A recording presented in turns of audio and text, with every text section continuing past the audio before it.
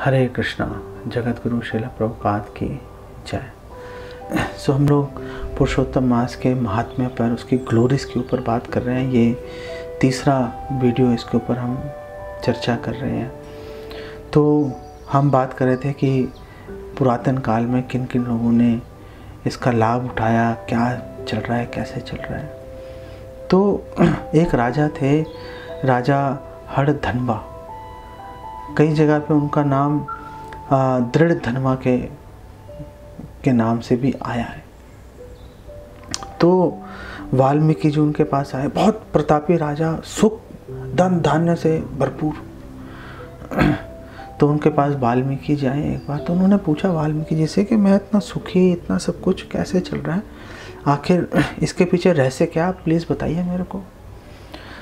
तो वाल्मीकि जी ने बताया कि तुम पहले एक ब्राह्मण के पुत्र थे और तुम्हारी पत्नी थी गौतम ऋषि की पुत्री।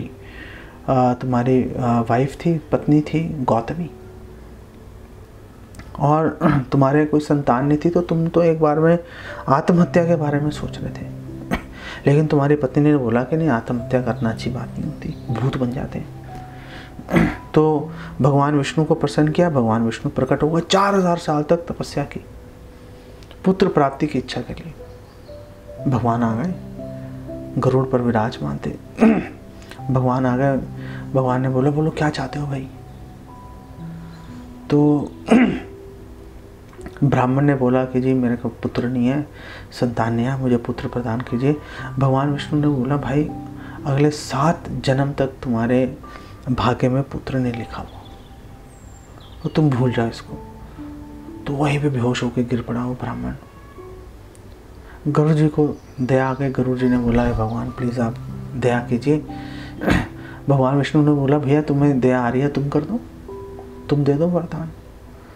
तो गुरु जी ने बोला उस ब्राह्मण को, पहले तो अपने पंखों से उसको हवा की, उसको होश में लाया। उसको बोला, देखो अपने स्वामी की शक्ति पर के आधार पर मैं तुम्हें वरदान देता हूँ कि तुम्हारे पुत्र होगा। खुश हो गया, चला गया, पुत्र पैदा हो गया। उसका नाम था शुकदेव। पैदा हो गया, दोनों हस्बैंड वाइफ, पति पत्नी खुशी, एकदम खुश, हंसी खुशी जीवन बिताना शुरू कर दिया। बीच में एक बार उनके पास एक ऋषि आए, दबल ऋषि के नाम से। वो ऋषि ने उस बच्चे को देखा, पहले तो बहुत प्रसन्न हुए, फिर गंभीर हो गए। तो उन्होंने पूछा, भाई आप गंभीर कैसे हो गए। उसने बोला, भाई 12 वर्ष तक की आयु है इसकी, 12 वर्ष में डूब के मर जाएगा। और हुआ भी यही। वो खेल रहा था बच्चों के साथ, शुकदेव, और खेलते खेलते वो झील में उतरा था, खेल रहा था, अंदर गहराई में चला गया, बाहर ही नहीं निकल पाया। तो उसकी मृत्यु हो गई। शरीर बाहर निकाल के लाए। दोनों पति पत्नी ने देखा, गौतमी और उसके पति ने, सुदेव देखा। तो उसको वहीं पर दोनों बैठ गए, ना खाने के सूद ना पीने के सूद, जोर जोर से रोना शुरू कर दिया। ऊपर से कड़कड़ाती बारिश पड़नी शुरू हो गई, कोई होश नहीं। 1 महीना उसको अपनी छाती से लगाकर उसकी लाश को, दोनों मियाँ बीबी, हस्बैंड वाइफ, पति पत्नी वहां बैठ के रोते रहे। 2 ही काम कर रहे थे, रो रहे थे और हरि नाम लेते जा रहे थे। लगातार रोए जा रहे थे, हरि नाम लेते जा रहे थे। 1 महीना बीत गया, भगवान विष्णु प्रकट हो गए। अरे आप कैसे आ गए। सो भैया ये पुरुषोत्तम मास जो पिछले 1 महीने से चल रहा था, ये पुरुषोत्तम मास था। तुमने भूखे प्यासे रह के हरि नाम लिया, तुमने पुरुषोत्तम मास व्रत का पालन कर लिया, मैं आ गया तुम्हारे पास। भाई आना पड़ गया मेरे को, बताओ क्या चाहिए। हम तो एक ही इच्छा है, हमारे पुत्र मर गया, उससे दुखी हैं, आप प्लीज़ कुछ कीजिए।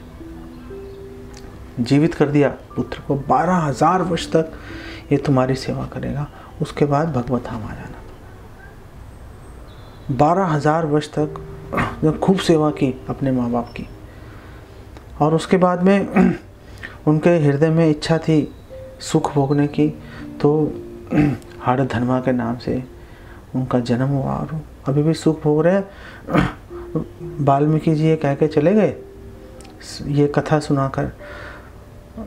राजा ने अपनी पत्नी समेत पुरुषोत्तम मास आया जब उसने खूब अच्छे से उसका पालन किया और वो भी एक पुष्पक विमान आया, बिठाया और ले गए भगवत धाम को भी। ये इसका प्रताप है इसका।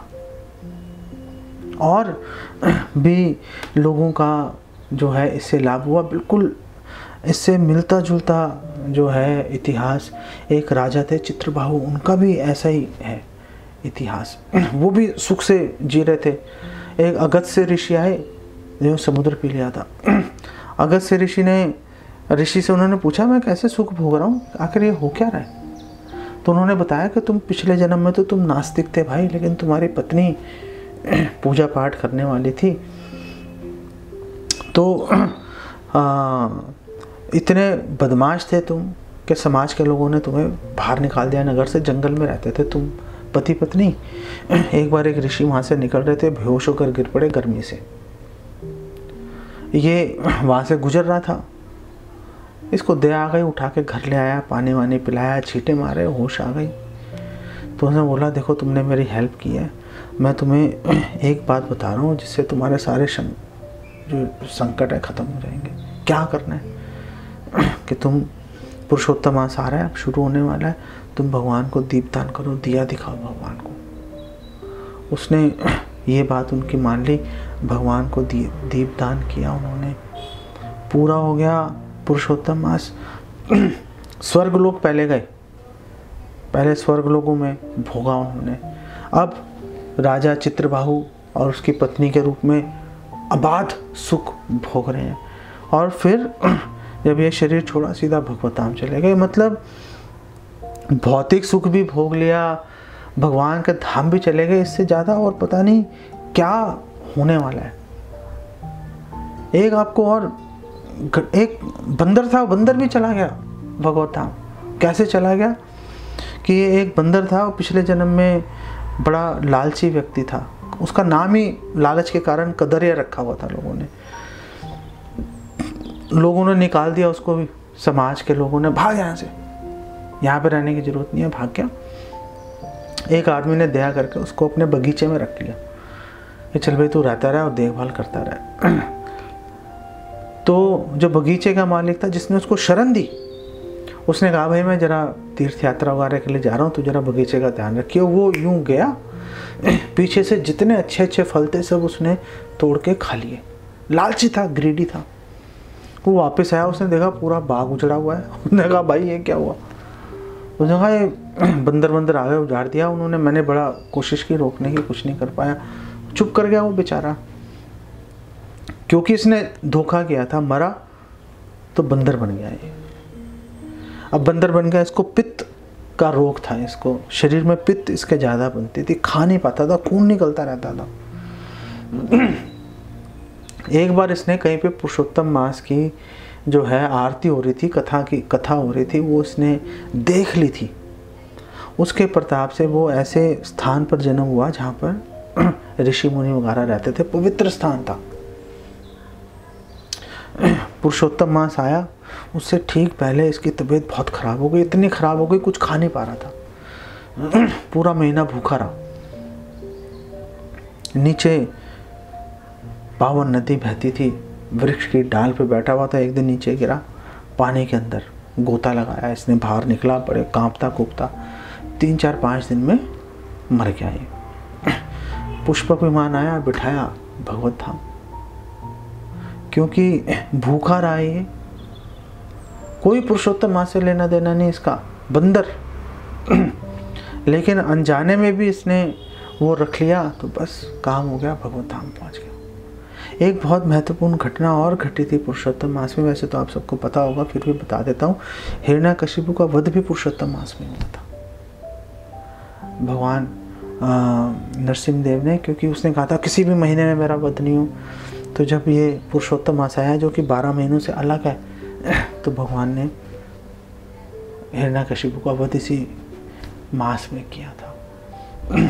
तो बहुत ही महत्वपूर्ण है, प्लीज़ अपनी पूरी ऊर्जा इसका पालन करने में लगाइए। और एक भक्त को तो वैसे ही अव्यर्थ कालत्वम, उसका कर्तव्य ये है कि कोई भी समय व्यर्थ ना गवाया जाए, एक एक क्षण कीमती है, भगवान की सेवा में लगाया जाए। खूब अध्ययन कीजिए, लोगों को जो आपकी रियलाइजेशन है, अनुभव है, जो आपकी नॉलेज है, उसको लोगों के साथ बांटिए। हरि नाम बहुत ध्यानपूर्वक करिए, भगवान को सुबह शाम दीपदान दीजिए, तुलसी महारानी की सेवा कीजिए। बस इस संसार में भी सुख भोगोगे और शरीर छोड़ने के बाद भगवत धाम जाना निश्चित है, निश्चित है, निश्चित है। यहीं पे इसको विराम देते हैं। जगत गुरु श्रील प्रभुपाद की जय। हरे कृष्ण।